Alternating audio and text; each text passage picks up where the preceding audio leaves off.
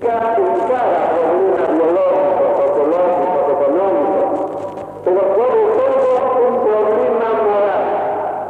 Y si fuéramos a hablar más, diría que un problema de pensamiento y un problema profundamente religioso. En rigor, no hacía falta la encíclica Humane Vitae para apuntar la doctrina de la Iglesia. Esta doctrina está enseñada por los últimos papas de manera dominante.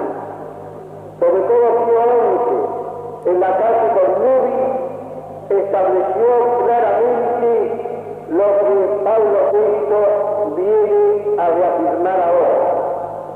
Decía allí Pío XI, ningún motivo, sin embargo, aunque sea gravísimo, puede hacer que lo que va intrínsecamente contra la naturaleza sea honesto y conforme con la misma naturaleza.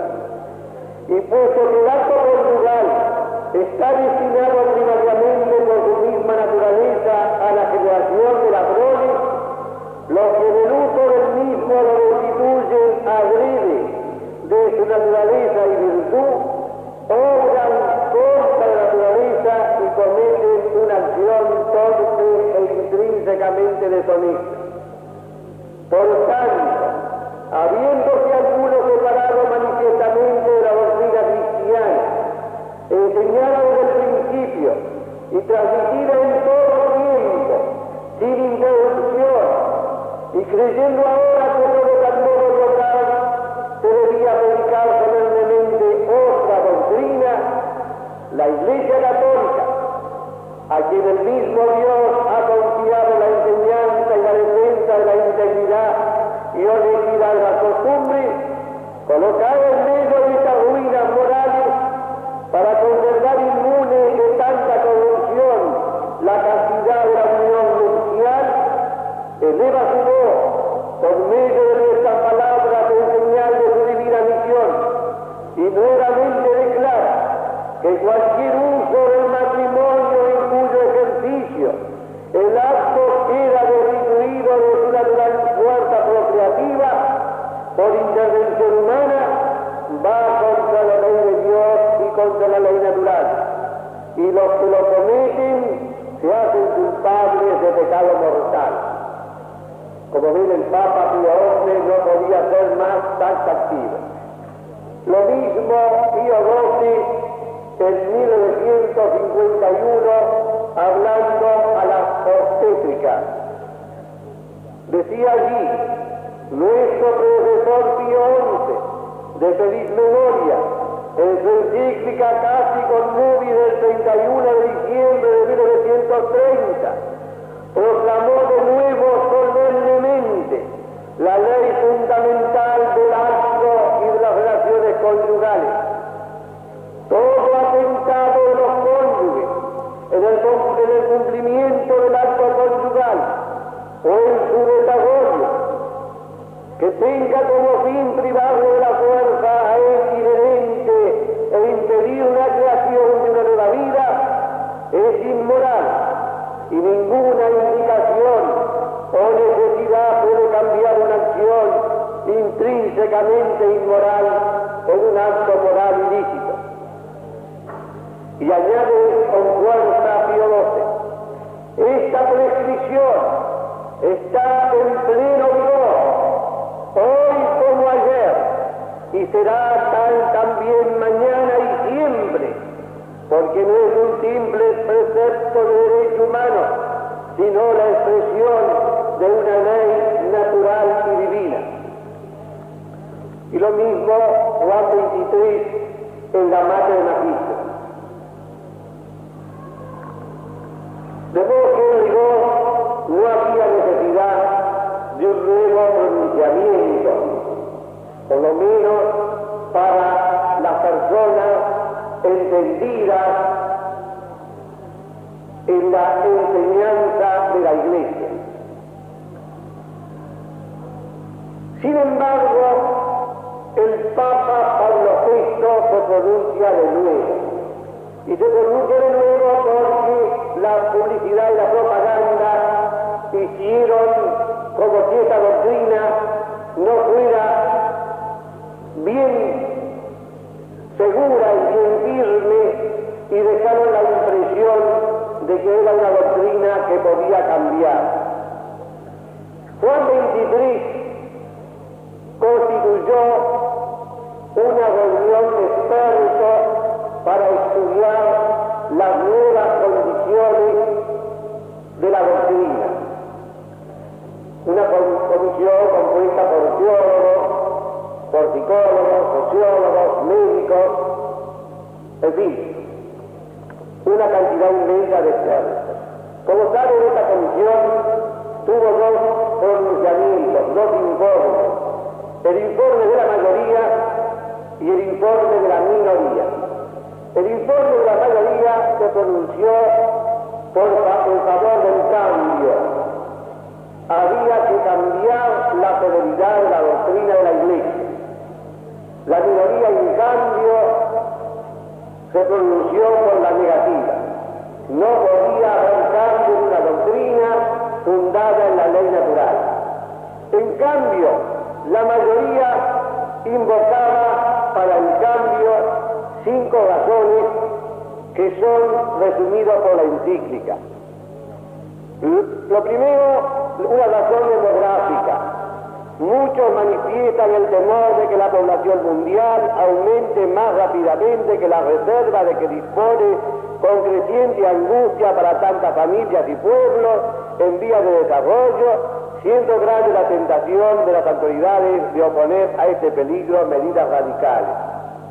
Una razón demográfica no conectada directamente con la ley natural y con la moral.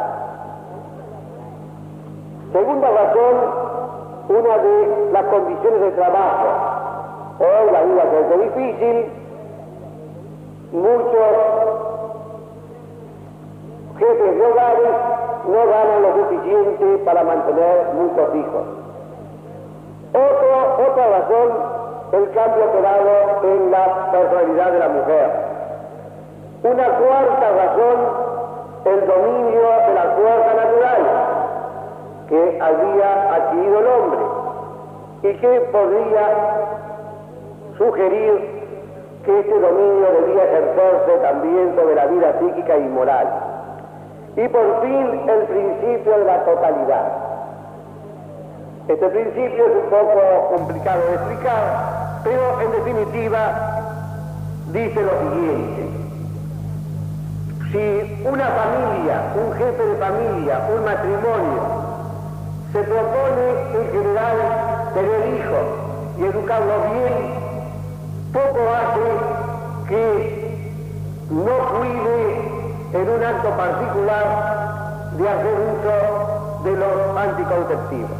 Puede usar los anticonceptivos, porque lo que hay que mirar es la totalidad de la familia y no un acto o una serie de actos que pueden ser, que podrían ser malos, pero que en el conjunto, al buscarse, vale más hacer una buena familia con 2 hijos o 3 hijos que una mala familia con 10 o con 15 hijos. Esto es lo que venía a decir el principio de la totalidad. El Papa, en primer lugar, antes de comenzar a considerar el centro de la encíclica, habla de la competencia del magisterio para tratar esa cuestión. Esta competencia se funda, en primer lugar, en el mandato que tiene la Iglesia de predicar la enseñanza de Cristo. Me ha sido dado todo poder en el cielo y en la tierra, dijo Cristo. Y pues enseñad a todas las gentes, bautizándolas en el nombre del Padre y del Hijo y del Espíritu Santo, enseñándoles a observar todo cuanto yo os he mandado. Yo estaré con vosotros siempre hasta la consumación del mundo.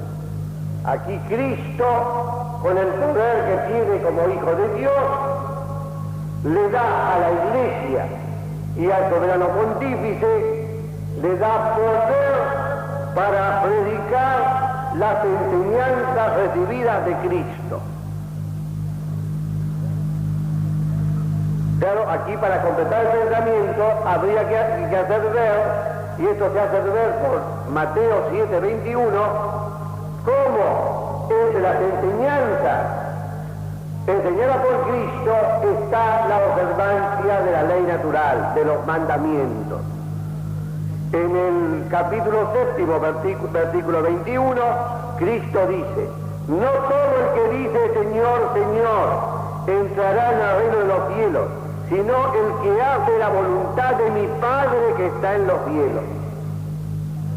Luego hay que cumplir la voluntad del Padre, y la voluntad del Padre se manifiesta por la ley natural, que es la ley grabada en el hombre de los designios de la ley eterna.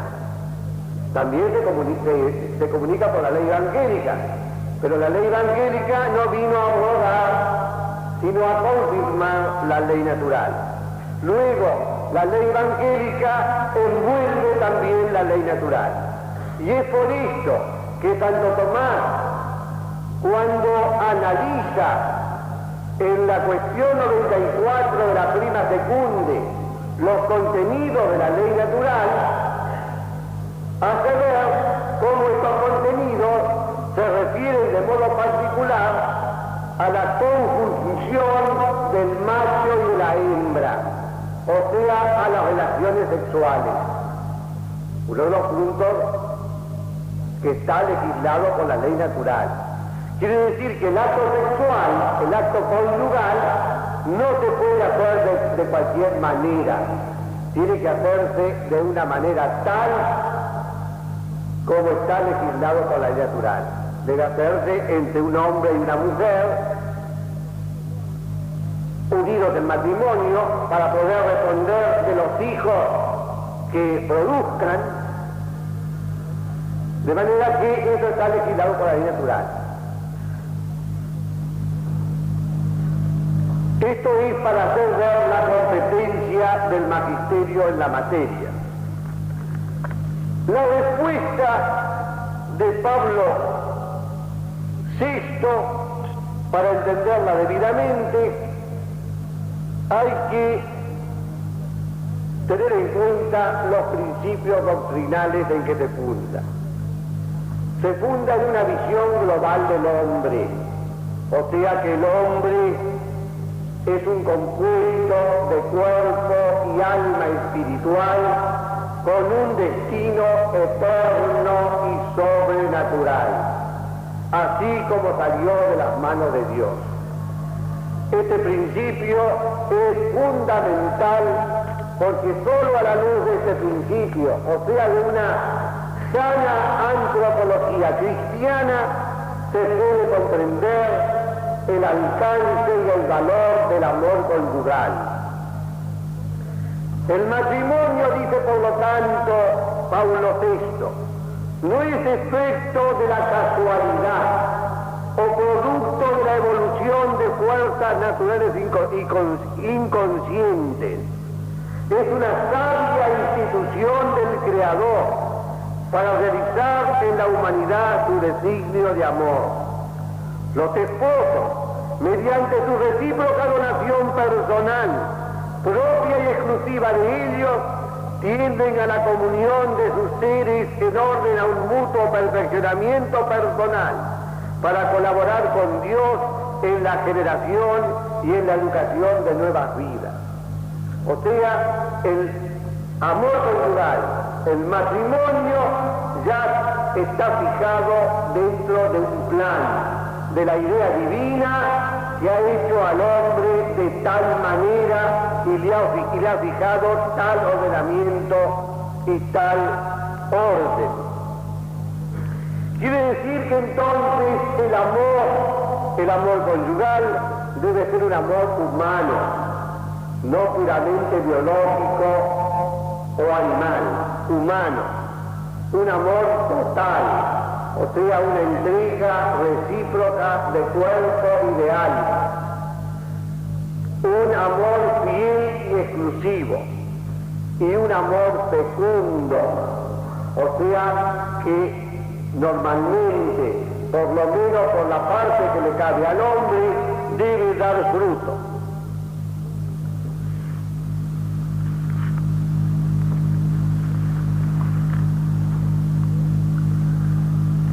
La encíclica insiste en dos conceptos que son los fundamentales. La unión conyugal no puede separarse de la procreación y la procreación no puede separarse de la unión conyugal. Esta doctrina, muchas veces expuesta por el magisterio, está fundada sobre la inseparable conexión que Dios ha querido y que el hombre no puede romper por propia iniciativa entre los dos significados del acto conyugal: el significado unitivo y el significado procreador. Efectivamente, el acto conyugal, por su íntima estructura, mientras une profundamente a los esposos, los hace aptos para la generación de nuevas vidas, según las leyes inscritas en el ser mismo del hombre y de la mujer. ¿Por qué el acto conyugal se hace entre hombre y mujer? Porque el hombre tiene órganos genitales adecuados para los órganos complementarios de la mujer, de modo que del hombre y la mujer va a salir el fruto. O sea que el amor, el acto unitivo, está en su íntima naturaleza planeado y hecho para la procreación, salvaguardando ambos aspectos esenciales, unitivo y procreador. El acto conyugal conserva íntegro el sentido de amor mutuo y verdadero y su ordenación a la altísima vocación del hombre a la paternidad. No pensamos que los hombres, en particular los de nuestro tiempo, se encuentran en grado de comprender el carácter profundamente razonable y humano de este principio fundamental. Desgraciadamente, los hechos vienen a corroborar que el Papa aquí ha estado demasiado optimista. El rigor al hombre de nuestro tiempo, materializado en las ideas y en el corazón, le cuesta comprender una cosa tan elemental como es esta de que Dios ha grabado en el hombre y en la mujer, ha grabado en sus órganos sexuales la necesidad de que la procreación no se separe del acto unitivo. Por lo mismo, si queremos ser fieles al plan de Dios, tenemos que respetar esta cosa grabada en los mismos órganos genitales del hombre y de la mujer. Así, quien reflexiona rectamente deberá también reconocer que un acto de amor recíproco, hecho en detrimento de la disponibilidad a transmitir la vida que Dios Creador, según particulares leyes, ha puesto en él, está en contradicción con el designio constitutivo del matrimonio y con la voluntad del autor de la vida.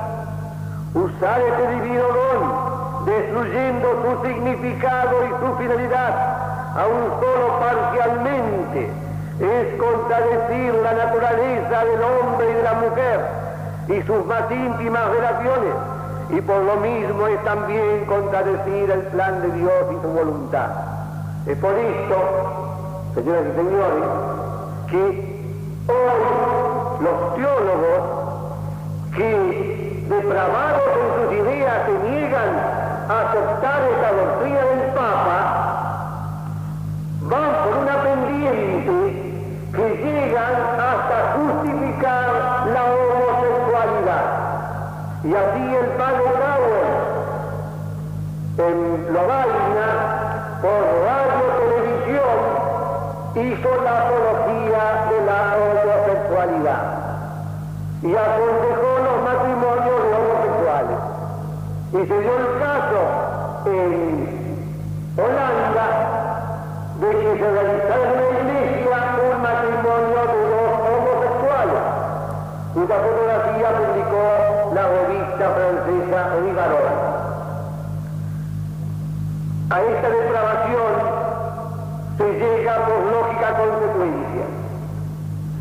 Si no se ve que Dios ha grabado en el hombre y en la mujer esta ley de recíproco ayuntamiento para tener la prole,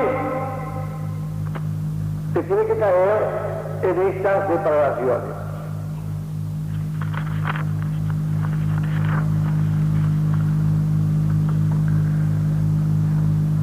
Sentada esta premisa de la ley grabada en los órganos genitales del hombre y de la mujer, o sea, de que el acto conyugal no puede separarse del acto procreativo, se sigue que es ilícito en el matrimonio toda acción positiva que se lleve contra el fruto. Esta acción positiva se puede manifestar de diversas maneras. Puede hacerse contra el fruto ya hecho, así por ejemplo los abortos. Puede hacerse contra los órganos que engendran el fruto. Se puede esterilizar a la mujer, se puede esterilizar al hombre, se puede el hombre retirar antes de depositar el semen,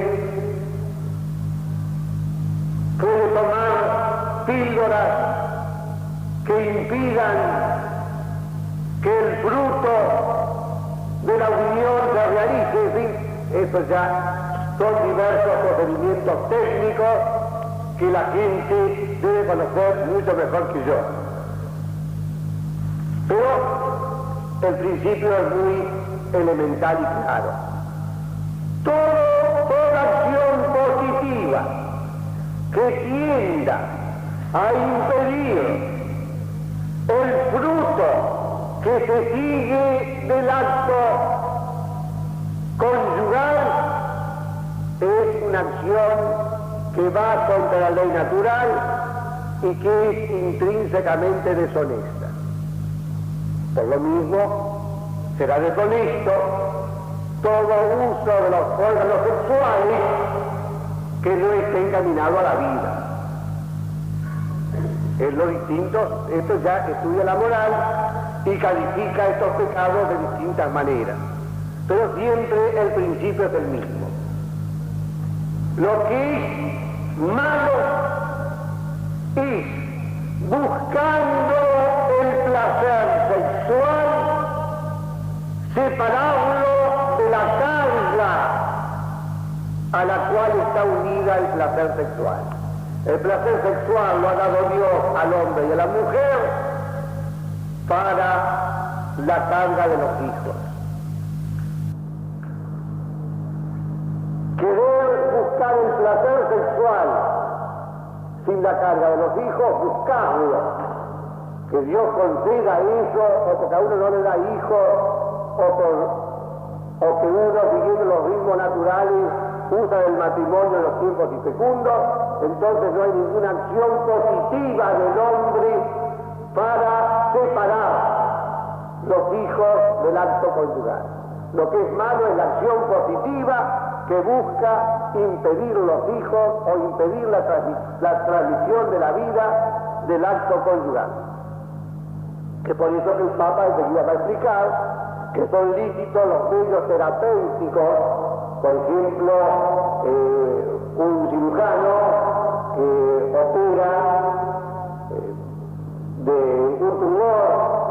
la matriz a una mujer y a resultancia de esta operación se sigue la pérdida del hijo. No ha buscado la pérdida del hijo, sino que ha buscado la eliminación de la enfermedad. Eso es lícito. Por el principio, sería también algo de explicar, del doble efecto que estudian los teólogos siguiendo a Santo Tomás. También es lícito, dice la encíclica, el recurso a los periodos infecundos. O sea que en la mujer hay periodos en los cuales es fecunda y periodos en los cuales es infecunda. Claro que todo eso hoy todavía no está bien estudiado, es muy irregular en algunas mujeres. Después veremos cómo la encíclica va a aconsejar a los médicos a que estudien esto de los ritmos naturales y si le quieren impedir los hijos o no tener hijos, se puede recurrir a estos ritmos naturales, porque entonces no hay ninguna acción positiva del hombre para separar el acto conyugal del acto procreativo. El hombre o la pareja se limita a servirse de una condición natural que Dios ha puesto en las cosas, pero Él no provoca esa acción natural, de modo que entonces es lícito.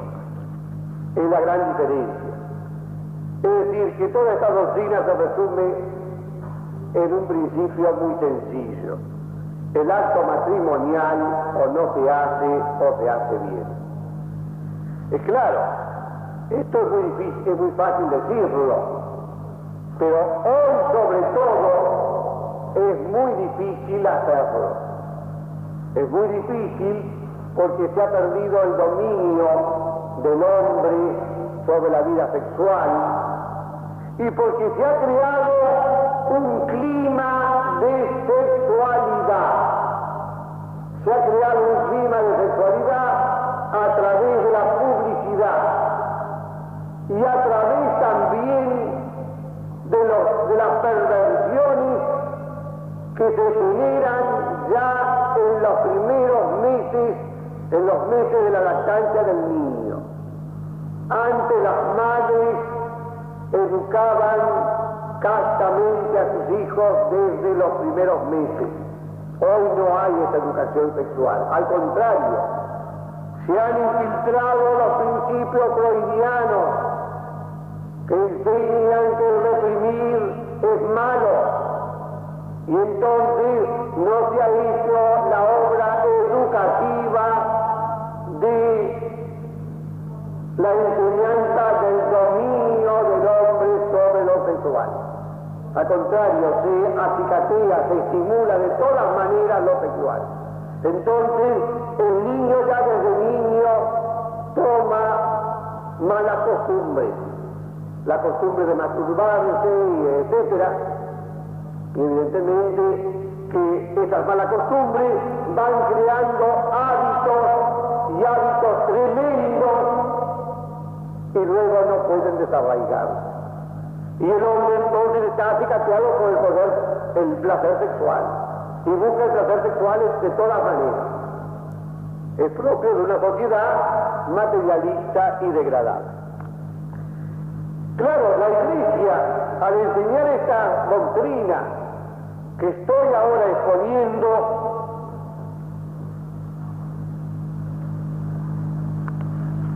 resulta en el mundo y en el mundo de hoy un mundo que proclama como un valor supremo y un valor importante la libertad de los instintos y proclama el sexo y la sexología, se coloca en una posición de contradicción con el mundo. Esto es lo que enseña el Papa para hacer comprender la oposición que su doctrina iba necesariamente a tener. Se puede prever que estas enseñanzas no serán quizá fácilmente aceptadas por todos. Son demasiadas las voces ampliadas por los modernos medios de propaganda, prensa, radio, televisión, cine, la propaganda comercial de las píldoras, el negocio de los grandes laboratorios, ampliada por los modernos medios de propaganda, están en contraste con la de la Iglesia. A decir verdad, esta no se maravilla de ser, a semejanza de su divino fundador, signo de contradicción. Cristo fue signo de contradicción. La Iglesia tiene que ser signo de contradicción. La Iglesia tiene que predicar otra doctrina del mundo. El mundo predica las grandes vanidades, el orgullo, la ambición, el poder de las riquezas, el poder de la fuerza, el poder del instinto, el poder del sexo. La Iglesia tiene que predicar la humildad, la castidad, la pobreza. Pero no deja, sigue diciendo Pablo VI, por esto de proclamar con humilde firmeza toda la ley moral, natural y evangélica. La Iglesia no ha sido la autora de estas, ni puede por tanto ser su árbitro, sino solamente su depositaria e intérprete. Aquí está el problema fundamental que se plantea en esto de la píldora y que parece olvidar los episcopados del mundo al enseñar otra doctrina o al enseñar los derechos de la conciencia, que el hombre debe sujetarse a la ley de Dios. El hombre no es autor de su propio ser, el hombre es criado, debe aceptar por lo tanto las leyes del Creador. Verdades fundamentales, elementales.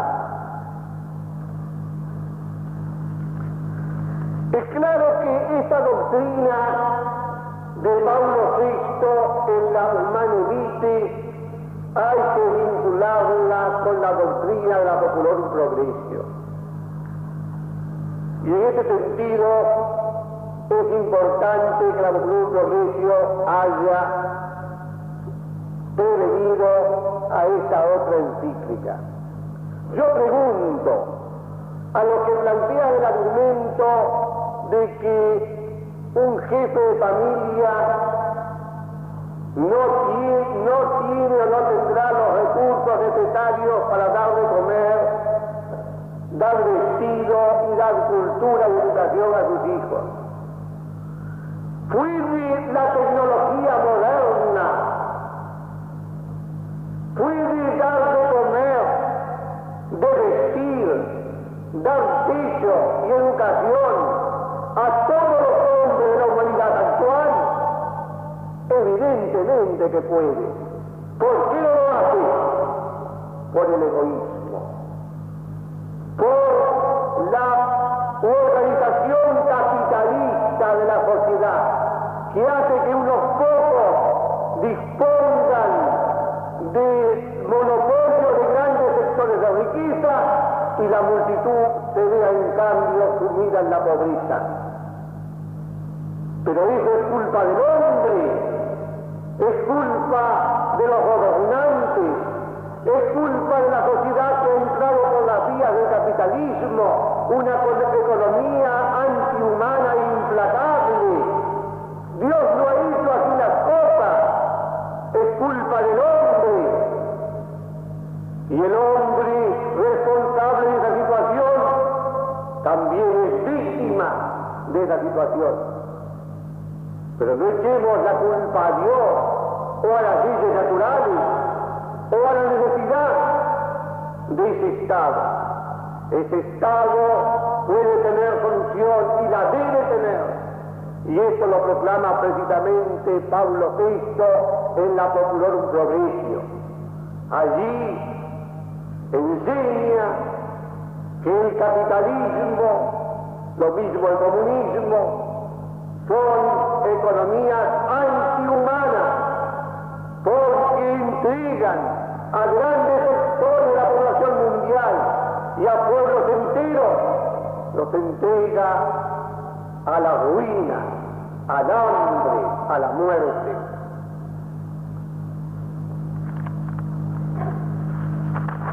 Para hacer ver la fuerza del Humane Vitae, correspondería que yo me detuviese un poco en el clima de castidad que ha de imperar en la sociedad, en la familia, en la escuela, para que sea posible el cumplimiento del Humane Vitae.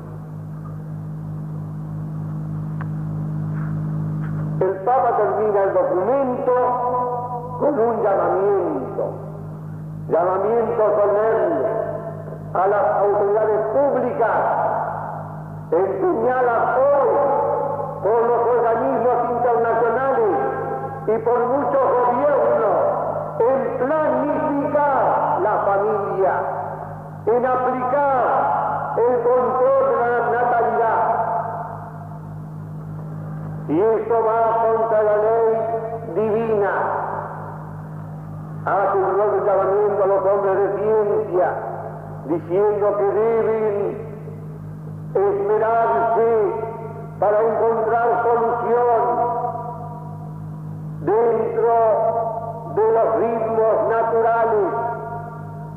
Y esto ya se habría conseguido si no se hubiera seguido el camino fácil de la píldora, que es por otra parte un camino muy peligroso, porque ustedes saben, y esto lo recuerda la Organización Internacional de la Salud, que los que toman píldoras no dejan de estar sujetos a una serie de trastornos de orden fisiológico, el orden de las hormonas, desorden psicológico, etcétera, una cantidad de trastornos que todavía no se acaban de conocer del todo, y el rigor no puede ser de otro modo, porque no se puede violar impunemente las leyes de la naturaleza.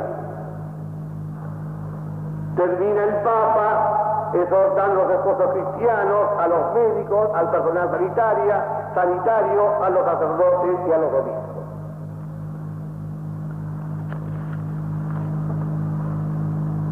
¿Cómo fue recibida esta encíclica de Pablo VI?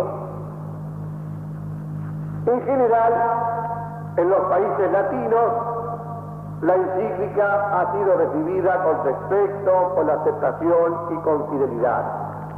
Pero en cambio, en los países nórdicos y en general en los países no latinos, la encíclica ha sido muy resistida. También es resistida aquí, ¿no? Hay muchos núcleos que la resisten y núcleos que no debían resistirla. Por ejemplo, el movimiento familiar cristiano es un núcleo que no debía resistir esta encíclica, que tiende a darle una norma precisa en lo sustancial con respecto al acto más importante que justifica el movimiento. Sin embargo, el movimiento más bien sigue por otro lado del que debiera seguir. En Holanda, como ustedes saben, la encíclica ha sido muy resistida. La prensa del 30 de julio del 38 publica la declaración de 4 prominentes católicos holandeses, entre ellos 2 vicarios generales, o sea, los que deben gobernar la diócesis. Monseñor Rieger, vicario general de la diócesis de Breda, y Monseñor Van la de Joven, vicario general de vicario general de la diócesis de Valladolid, que se opone a la encíclica. También publica la opinión del teólogo Hans Kühn, que se opone a la encíclica, del teólogo liberal Fray Gregorio Baum. En Alemania, el episcopado en pleno, así por ejemplo enseñan los obispos alemanes, los pastores en el cumplimiento de su servicio, especialmente en la administración de los sacramentos, respetarán las decisiones tomadas en conciencia y de modo responsable por los fieles. ¿Qué es eso de modo responsable y en conciencia? Desobedeciendo una enseñanza clara y terminante del Santo Padre en un punto de la ley natural. O sea, están poniendo la conciencia por encima de la prescripción objetiva de la ley natural y divina. Lo mismo el episcopado de Estados Unidos, como han visto en los diarios, creo que ayer, el episcopado inglés, el belga, el francés, en fin, prácticamente los episcopados de las grandes naciones del mundo. También un comité asesor de población y desarrollo de la OEA, teólogos afamados en moral, por ejemplo, Bernard Herring, un gran moralista.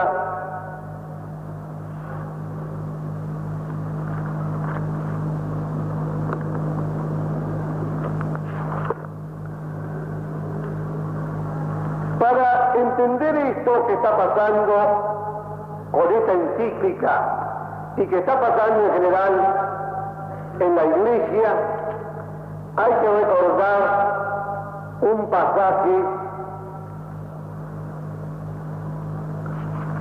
del Evangelio de San Juan. Cristo anuncia la Eucaristía. Si no comiereis la carne del Hijo del Hombre y no bebereis su sangre, no tendréis vida en vosotros, les enseña. Luego, y dice y prosigue el Evangelio. Luego de haber oído, muchos de sus discípulos dijeron: duras son estas palabras, ¿quién puede oírlas? Conociendo que murmuraban de esto, Jesús dijo a sus discípulos: ¿esto os escandaliza? Pues ¿qué sería si diera el Hijo del Hombre su vida allí donde estaba antes? El Espíritu es el que da vida, la carne no aprovecha para nada. Sabía Jesús desde el principio quiénes eran los que no creían y quién era el que había de entregarle. Desde entonces muchos de sus discípulos se retiraron y ya no le seguían. Y Jesús dijo a los 12: ¿queréis iros vosotros también? Respondió Simón Pedro: Señor, ¿a quién iremos? ¿A quién iríamos? Tú tienes palabras de vida eterna. Por esto, en este naufragio universal, en este problema del control de la natalidad, en que episcopados enteros se pronuncian contra la ley natural y divina, hay que recordar este pasaje del Evangelio y recordar que fue Pedro quien le dijo a Cristo: ¿a dónde iremos? Tú tienes palabras de vida eterna. Es evidente que lo que está en cuestión en estos momentos es nada menos que la autoridad del Papa. Autoridad afirmada indiscutiblemente en el Evangelio: y pues y enseñad a todos los pueblos, yo estaré con vosotros siempre hasta la consumación del mundo. Tú eres Pedro, y sobre esta piedra edificaré mi iglesia, y las puertas del infierno no prevalecerán contra ella. Confirma a tus hermanos, le dice Jesús a Pedro en Lucas 22:32. Apacienta mis corderos, apacienta mis ovejas, le dice en Juan 21:15-17. O sea que Pedro es la roca inconmovible de la iglesia, es el que confirma a los hermanos que desfallecen, es el que apacienta el rebaño. ¿Por qué tiene esa fuerza Pedro? ¿Porque se la da el pueblo cristiano? De ninguna manera, se la da Cristo. O sea que la fuerza de Pedro